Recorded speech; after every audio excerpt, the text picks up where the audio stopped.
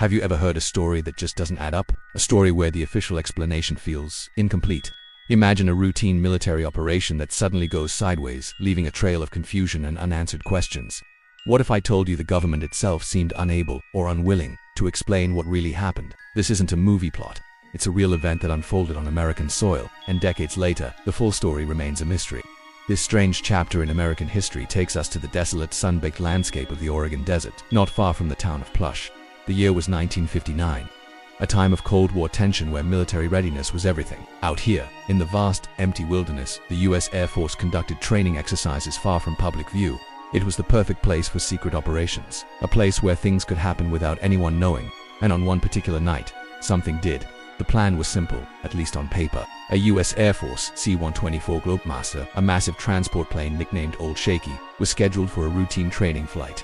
These flights were common, designed to keep pilots sharp and test equipment. The crew was experienced, the aircraft was a workhorse of the military, and the mission was considered low risk. They were supposed to fly a designated route, practice some maneuvers, and return to base, but they never made it back. The C-124 took off as planned, but somewhere over the Oregon wilderness, it vanished from radar. Radio contact was lost. For hours, there was just silence. A massive search and rescue operation was launched, scouring the rugged terrain. Days turned into a week. Then, too, hope began to fade. Finally, the wreckage was spotted, scattered across a remote, snowy mountainside. All 19 people on board were gone. The immediate assumption was a tragic but straightforward crash. The government's initial response was what you'd expect. The Air Force confirmed the crash, citing severe weather as the likely cause. They announced a full investigation would be conducted to determine the exact sequence of events. They released the names of the crew and passengers, and the story was reported as a terrible accident. But from the very beginning, strange details started to emerge that did unfit the simple narrative of a plane brought down by a storm.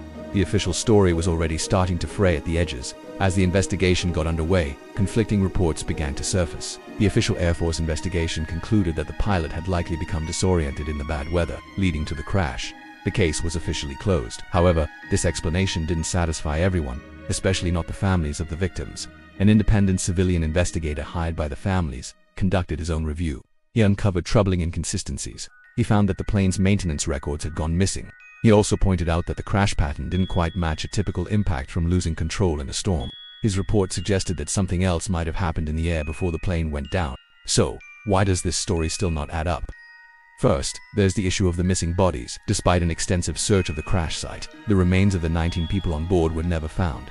The official explanation was that a massive fire after the crash had completely consumed them, but some experts found this highly improbable given the evidence. Then there are the redacted documents. Why would sections of a report on a simple weather-related crash need to be classified?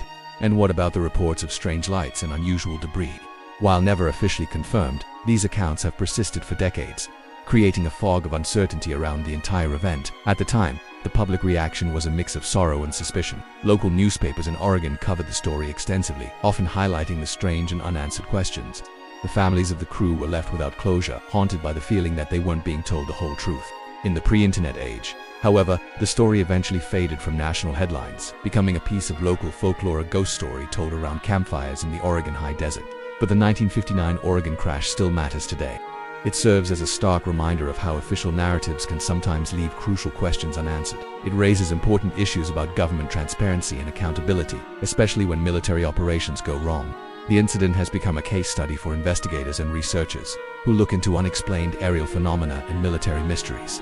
It forces us to ask, what is the line between national security and the public's right to know? The lack of a definitive explanation has ensured that this incident hasn't been forgotten.